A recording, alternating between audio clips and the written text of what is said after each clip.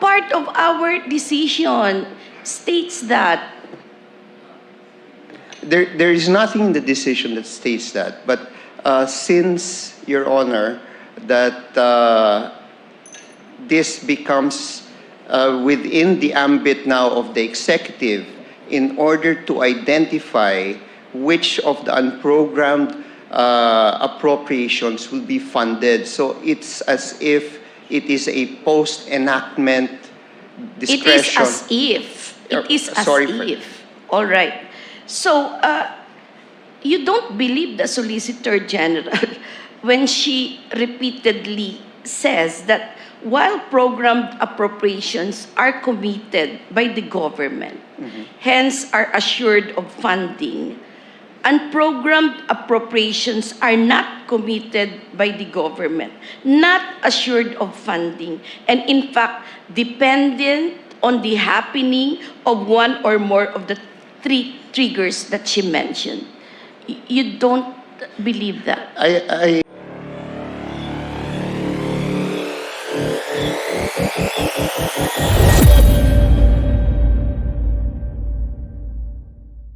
Call on attorneys Lorenzo Tañada and Elmar Corral de Barreda.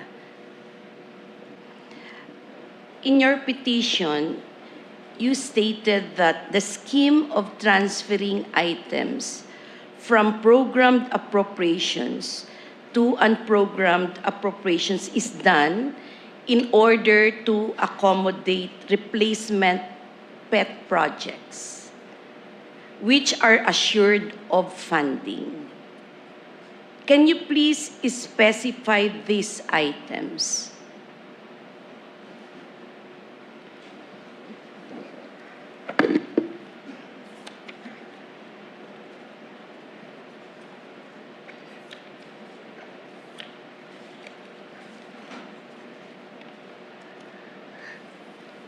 Your Honor, I'm afraid I will not be able to specify these items because what was included in the petition are the unprogrammed side, which we enumerated. Yes, correct. But it is your position. Yes. In the petition filed by the late Congressperson Lagman, that there was a scheme of transferring items from programmed to unprogrammed appropriations in order to accommodate pet projects. So you should have identified, you should be able to identify these items because you made that conclusion. All right, if you cannot identify them now, please submit to the court these items. It's very important that we substantiate our conclusions. We submit, Your Honor. All right. Now,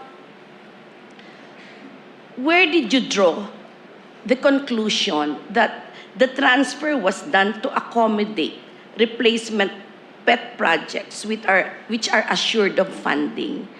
Where did you get that conclusion? May I answer, Your Honor? Yes, please. Your Honor, as stated in the petition of the late Congressman Ed Salagman, Your Honor, during the deliberation, Your Honor, of one pending bill, Your Honor, in the Congress, Your Honor, when during the interpellation conducted by the late Congressman Ed Salagman and former also representative of the 2nd District or I think 3rd District of Albay, the Amici Curie, Your Honor, Congressman Joey Salcedo, Your Honor. It was stated, Your Honor, that these pet projects, Your Honor, as being drawn, Your Honor, is that program appropriations, let's say, for example, Your Honor, a program appropriation of a barangay hall, Your Honor, as stated in our petition. May I interrupt you, Attorney Barreda? You are talking about the deliberations. Yes, Your Honor. All right. And these deliberations are matters of record. My question was, for you to draw the conclusion, where did you draw? Did you draw it from that deliberation? From that from those minutes of the deliberation? Your Honor, it is our petition, Your Honor, that we draw our conclusion, Your Honor, in the practice of the Congress, Your Honor. Yes, from, but you are saying there is that practice. But you know, that is a conclusion of fact. What evidence supports that conclusion? For example, what are these specific pet projects? Your Honor, we undertake, Your Honor, to submit the necessary documents, Your Honor, in order for us to suffice the allegations contained in the petition of the late Congressman Ed Salagman, Yes, Your Honor. that will be fair. Yes, Your Honor. We don't just draw conclusions. We have to substantiate our conclusions. All right. You also stated that the transfer is effected because the funding under unprogrammed appropriations is assured. What made you conclude that the funding for these so-called specific pet projects, when moved to unprogrammed appropriations, are assured of funding?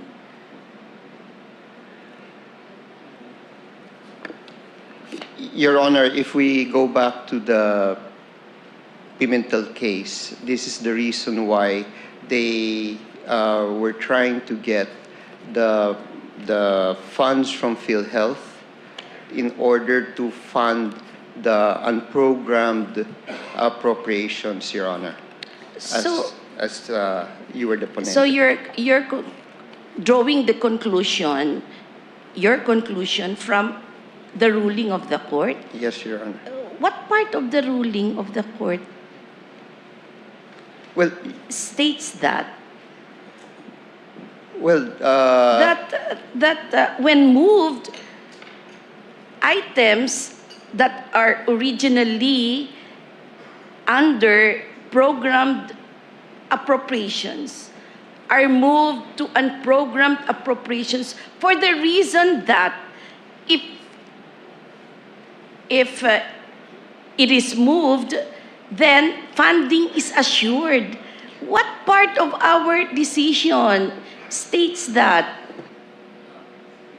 there is nothing in the decision that states that. But since, Your Honor, that this becomes within the ambit now of the executive in order to identify which of the unprogrammed appropriations will be funded. So it's as if it is a post-enactment discretion. It is as Sorry if. All right. So, you don't believe the Solicitor General when she repeatedly says that while programmed appropriations are committed by the government, hence are assured of funding, unprogrammed appropriations are not committed by the government, not assured of funding, and in fact, dependent on the happening of one or more of the three triggers that she mentioned. You don't believe that? I believe that, Your Yes. Honor. Yes. So, you just debunked your own argument. All right. So, because I will follow your argument, are you now saying that the element of commitment is present, whether programmed or unprogrammed?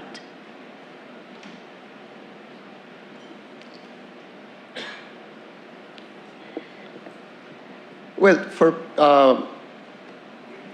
Madam Justice, with regard to program, there's a commitment of funding. Correct.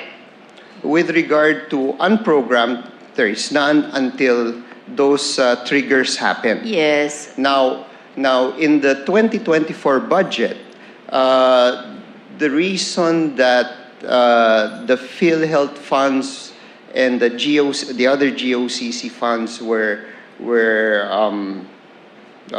supposedly taken, not supposedly, but taken by the government based on the GAA, was to now fund programs in the unprogrammed appropriations. Correct. But your statement is this: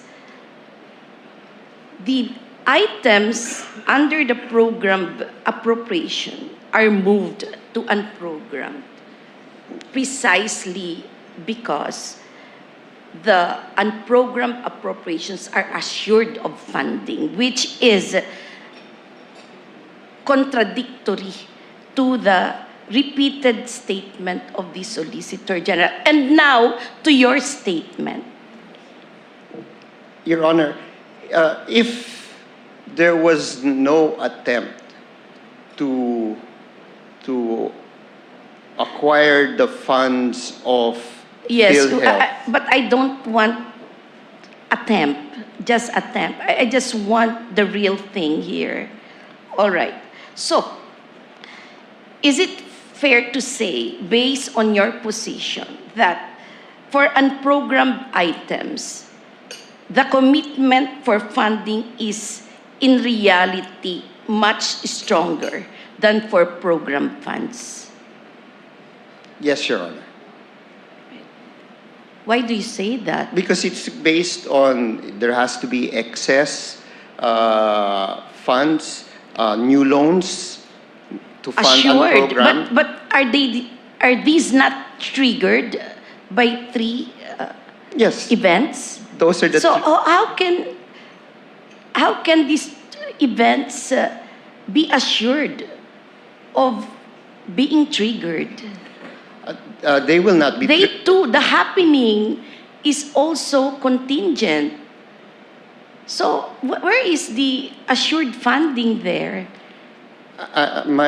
Your Honor, I'm just basing my argument based on what happened in the 2024 budget when there was the move to acquire the PhilHealth funds, the PDIC funds, and other GOCs. All right. Yes, I go to my next question.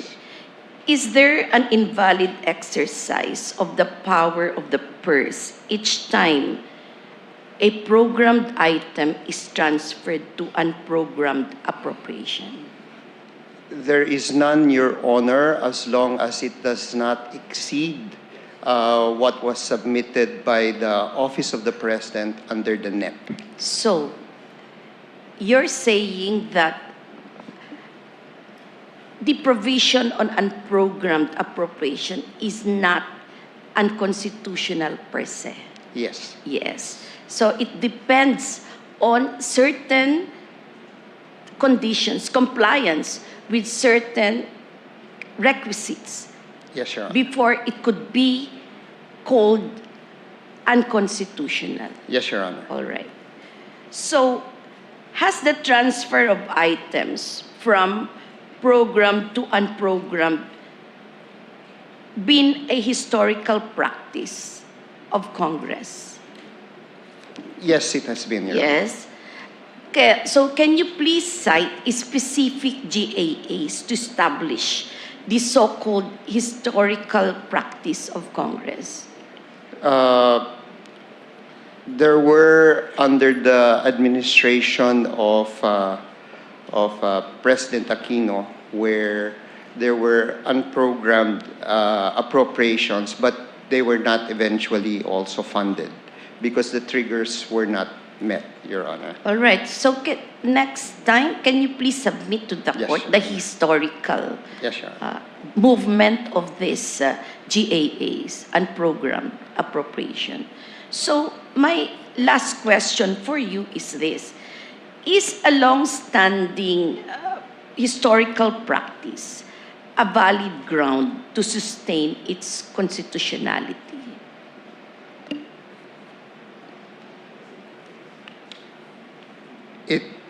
It depends, Your Honor. If there are actions that later on would show unconstitutional acts done by one branch of the legislative branch of government, then historical practice can be stopped by the court or reviewed by the court whether it is still within the bounds of the Constitution. Okay, very well. Thank you.